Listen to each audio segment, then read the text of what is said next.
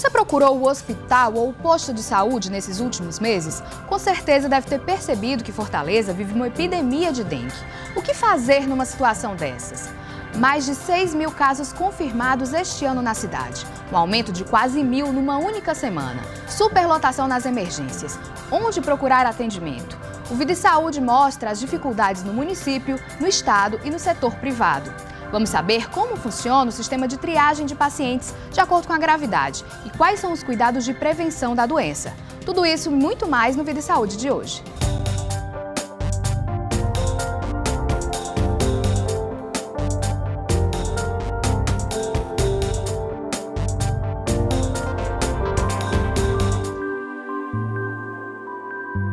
Olá!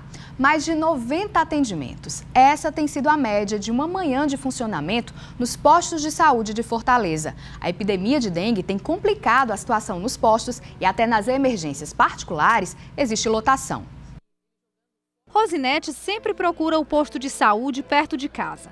A doméstica reclama principalmente da demora para conseguir uma consulta nas especialidades médicas. Mas vai espera, né? Estou na fila de espera há 9 meses, 10 meses. O Centro de Saúde da Família Carlos Ribeiro, na Jacarecanga, funciona em 3 turnos. Segundo a direção do posto, somente pela manhã, mais de 90 pessoas foram atendidas. Para Renata, a demora maior foi receber o resultado dos exames. É complicado, né? Porque a dengue é um caso, é uma doença perigosa, né? Porque ela pode chegar até matar. E se você tiver com uma plaqueta muito baixa de sangue, precisar ser internado, você só vai saber o resultado 2 dias depois. No posto de saúde Irmã Ercília, no São João do Tauape, a situação não é diferente. O Dino chegou logo no início da manhã. Você chegou que horas aqui hoje? 6h30 da manhã. Eu tô achando assim uma coisa muito errada aqui, né? Eu cheguei, peguei a ficha 24, enquanto isso o pessoal, depois de mim, pegou a 9. Por conta do aumento dos casos de dengue, que triplicou o número de atendimentos, a direção teve de estender o horário de funcionamento do posto. Nós estamos com atendimento, inclusive em horário intermediário, onde o posto não está parando, com a equipe que fica atendendo nesse horário de 11 até 2 da tarde, para poder não ter nenhum problema para o atendimento da dengue, que é prioridade hoje. Bom para Ruberval, já é o segundo lugar que ele procura. Aqui já fez os primeiros procedimentos. Agora só falta a consulta com o médico. O Gonzaguinha do Zé Walter eu não consegui, né? Vieram lá dizendo que não ia ter médico, só se for no caso de muita urgência, que procurasse os postos de saúde. Aí eu fui para casa, não melhorei, de sexta para sábado, né? Aí quando foi hoje, eu submeti a vir, porque eu estou precisando, né? A espera pelo atendimento não está mais restrita a quem depende do sistema público de saúde. Alice teve dengue e procurou um hospital particular em Fortaleza. Além da espera, a reclamação é quanto ao encaminhamento que recebeu. Não é feita uma triagem, né, para você ver a gravidade do paciente. E também não existe prioridade para idoso, né? Eu peguei uma senha e a senhora do meu lado, de 93 anos, também pegou a mesma senha depois de mim até. Então, assim, um atendimento realmente muito precário para um hospital de grande porte de plano de saúde, né? São mais de 6.300 casos de dengue foram confirmados em Fortaleza este ano. Como eu falei no início, né? Mais de 9.000 em todo o Ceará. A doutora Mônica Façanha é quem vai conversar conosco sobre esse avanço da doença. Doutora Mônica, tudo bom? Alô, tudo bem? Eu queria que a senhora começasse definindo para a gente aí falou de uma epidemia, né? O que é que isso significa? O que é que define uma epidemia? Uma epidemia é um aumento, além do esperado, do número de casos de uma doença, né? Então, isso acontece quando você tem uma doença nova ou você tem um agente novo entrando numa população que não tinha defesa para essa doença, ou então quando você tem uma modificação do agente que já era conhecido. E por que a gente, assim, a senhora falou que quando tem um agente novo, é isso que a gente está vivendo aqui em Fortaleza, por isso desse tipo de epidemia? Em relação à dengue, a gente tem dengue desde 1986 em Fortaleza. Então, nós temos 4 tipos diferentes de dengue. Então, em 86, a gente teve dengue pelo primeiro sorotipo, que é o sorotipo 1. Em 94, nós tivemos a introdução do 2, então tivemos outro grande número de casos, outra epidemia. Em 2002, mais ou menos, nós tivemos o sorotipo 3 introduzido na população. E agora a gente está tendo o sorotipo 4. Cada vez que a gente tem dengue por um desses tipos de vírus, a gente fica imune àquele tipo e a gente não tem mais. Mas a gente não fica com defesa para os outros tipos. Então, nesse momento, nesse momento a gente está com a população que é totalmente sem defesa do ponto de vista imunológico para o sorotipo 4, que é o que está acontecendo agora principalmente. Quando a gente escuta falar de tipo 1, 2, 3 e 4, a gente pensa numa progressão aí de gravidade. Existe isso, assim, o tipo 4 seria mais grave do que os outros tipos? Na verdade, não. Isso foi só a ordem de descobrimento dos vários tipos. Então, foi primeiro descoberto o 1 e foi dado o nome dele como se fosse Maria José, foi chamado de 1, né? Então, depois o 2 e assim por diante. Não tem relação com gravidade. Certo. E os cuidados, doutora Mônica, que a gente pode ter, assim? A gente sabe que chega um tipo novo, eu não tenho imunidade para ele, mas como é que eu posso me defender? Como é que eu posso me prevenir disso? Então, assim, esse tipo novo, ele vai se manifestar de uma forma semelhante aos antigos. Então, ou a pessoa pode ter dengue, a infecção, até sem sintoma, ou com sintomas leves, como uma virose comum, que não tem uma repercussão maior. Mas, classicamente, ele se manifesta como aquela febre alta, com muita dor de cabeça, com dor nos olhos, aquela dor que a gente não pode mexer o olho, que sente dor. Às vezes, com dor nas articulações, né? Muita dor nas juntas. Então, esse é o quadro clássico. Não tem um remédio específico para matar o vírus.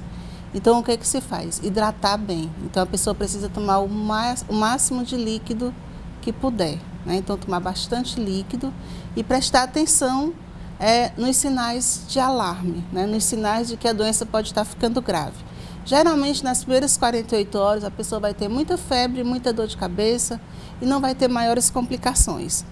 A partir do 3º, 4º dia de doença é que podem surgir essas complicações e a pessoa tem que ficar atenta para a possibilidade de apresentar algum tipo de sangramento, escovar os dentes e sangrar pela gengiva, ter sangramento no nariz, ou ter tontura quando se levanta, que isso pode significar que a pressão está caindo quando a pessoa fica em pé.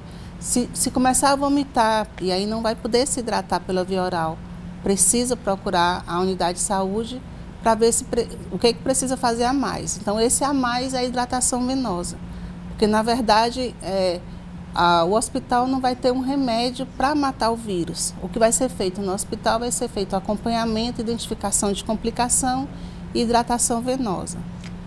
Por que as emergências estão lotadas? Assim, a gente sabe que tem um maior número de casos, né? Mas o porquê disso, dessa superlotação aí? Então, assim, o sistema de saúde, ele funciona com uma previsão de demanda, uma quantidade mais ou menos prevista de atendimento. Então, quando acontece uma epidemia, que é uma quantidade de casos de uma doença que não estava prevista, então acontece essa superlotação. Então, o que está acontecendo agora aqui, além das doenças que normalmente acontecem na população e que precisam levar as pessoas à emergência, a gente está com um aumento muito grande do número de casos de dengue. E como as pessoas estão muito temerosas em relação ao dengue, eles procuram a emergência. E procuram a emergência, e procuram no dia seguinte, e às vezes tomam remédio para a febre passa, depois volta, as pessoas acham que é porque piorou, quando na verdade faz parte da evolução da doença. A febre vai desaparecer ou baixar só enquanto o remédio está agindo. Então, durante um certo período, a pessoa vai se manter com febre, vai ter dor quando passa o efeito do medicamento. Então, é se hidratar e ficar atento para os sinais de alarme, de complicação. Digamos que eu tenho uma pessoa em casa que está se queixando de febre, né? Nesses 3 dias iniciais aí, que é quando vão aparecer já mais sintomas que podem identificar uma dengue, como é que eu me comporto em casa? O que é que eu posso fazer para tratar esse problema? A pessoa vai precisar ficar de repouso, de uma maneira geral, repouso, né? E bastante líquido. Líquido, suco, leite, água, o que a pessoa conseguir tomar. Se puder tomar 5 litros de líquido por dia, um adulto, mais ou menos 80 ml por quilo por dia, é o ideal, né? E estar sempre atento, porque a gente, a princípio, não sabe quem vai ter maior probabilidade de ter complicação, quem não vai ter, né? Então, assim, apareceu aquela manchinha na pele que você aperta e não desaparece, aquilo ali pode ser um sangramento na pele. Então, é um sinal de que precisa ir ao posto. Na verdade, a quantidade de plaqueta que a cliente falou na entrevista, ela é mais para acompanhamento e não como um fator de maior risco. Porque se a pessoa tem acima de 20 mil plaquetas, a probabilidade de sangrar é muito pequena, a não ser que tenha alguma outra doença, né? Mesmo a gente sabendo que o número de plaquetas normal é bem acima desse, mas assim, já tem observação suficiente para não assustar os profissionais com pessoas com plaqueta abaixo acima de 20 mil. Né? Então, assim, teve 40 mil plaquetas, 50 mil plaquetas, isso não significa um risco maior de sangrar. Ok, doutora Mônica, muito obrigada pelos esclarecimentos aqui no nosso programa. A gente vai para o intervalo agora e na volta vamos falar o seguinte: quando é que é necessário procurar as emergências? Vamos se estender mais sobre isso. Quando é que você deve ou não levar uma pessoa para a emergência? Daqui a pouco.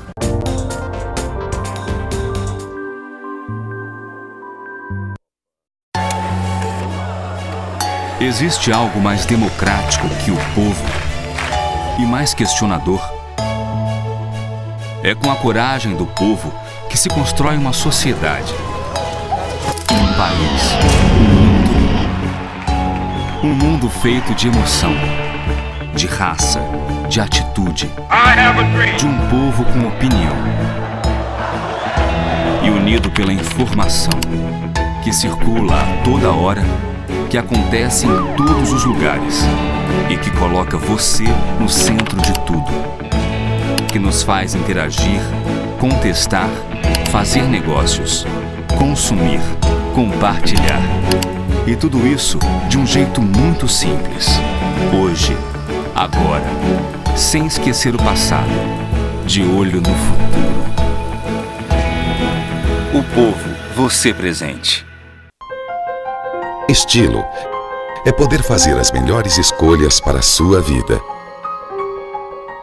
Chegou o Unimed Estilo, o plano top da Unimed Fortaleza, que oferece atendimento em hospitais de referência em todo o país, além de benefícios exclusivos, como resgate aéreo, seguro e assistência médica internacional opcionais. Unimed Estilo, exclusividade para viver o melhor da vida. Vida e Saúde. Apoio Cultural. Unimed Estilo. Exclusividade para viver o melhor da vida. Unimed Odonto. Completa a sua saúde. Seu televisor ficou pequeno para tanto conteúdo. A nova programação da TV O Povo vem com tudo que você gosta. Cultura, entretenimento, jornalismo, saúde, moda e muito mais. Tudo de um jeito simples e libertador, que faz reagir, pensar, querer, mudar. E quando você muda, mudamos com você. TV O Povo, conteúdo de TV fechada com sinal aberto.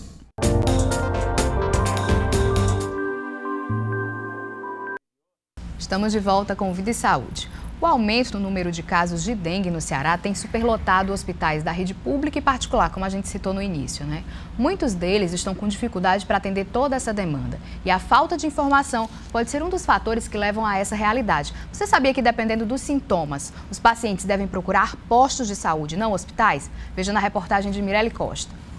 Dor nas costas e febre. Marilene mora em Messejana, mas trouxe a enteada com suspeita de dengue para o Hospital São José, no bairro Amadeu Furtado. A justificativa é o bom atendimento. Já vim uma vez aqui, meu menino foi muito bem atendido, os médicos também atendem muito bem. E agora com a minha menina, ela está doente, eu trouxe ela de novo, né? Há uma semana, com o diagnóstico de dengue, Benedito veio buscar aqui o que não encontrou em outro lugar. E onde foi que o senhor fez os primeiros exames? Na Santa Casa. Por que o senhor não continuou lá? Lá aquele atendimento não é muito bom não, viu? Porque a gente chega lá, a gente é atendido a primeira vez, aí quando vai ter o retorno não tem mais o mesmo médico, tem que pegar outra ficha, aí vai fazer outra ficha só para noite. Demora, aí vai chegar em casa 4 horas da manhã para poder tomar o soro de novo. Aí vim para cá que está sendo melhor. Nos últimos meses, a dengue responde pela maioria dos atendimentos ambulatoriais aqui no Hospital São José.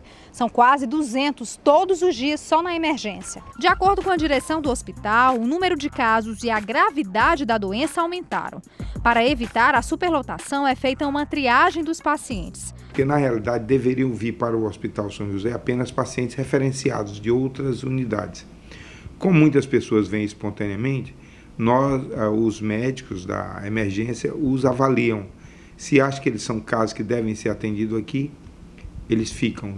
Senão, eles são encaminhados para os postos de saúde ou para outra unidade. O ideal é que nós pudéssemos fazer uma triagem para ter a clareza do que é atendido primeiro e as pessoas, pelo menos, terem a oportunidade de ter uma explicação que aquilo não é grave, porque, às vezes, a preocupação deixa o indivíduo mais doente do que a própria enfermidade. Os médicos pedem mais conscientização dos pacientes com relação à procura por atendimento nos hospitais. O paciente apenas com febre há 24 horas, por exemplo, que não tem nenhum órgão vital comprometido, o paciente que não tem nem um sinal de doença, digamos assim, doença severa, que ter para ficar no hospital, por exemplo, suspeito de meningite, leptospirose, né, doença ou infecção bacteriana grave, ou calazar, qualquer doença sistêmica que realmente não possa ser atendida nos postos de saúde, elas terão que, ou no hospital secundário, terá necessariamente o paciente que ficar aqui.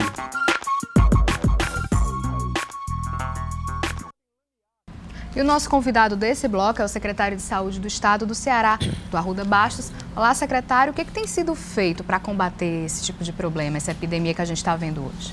Olha, primeiro, um trabalho integrado com os municípios, né? Porque, como foi visto na reportagem, os hospitais, principalmente os terciários, que são do Estado, eles devem ficar disponíveis para casos graves.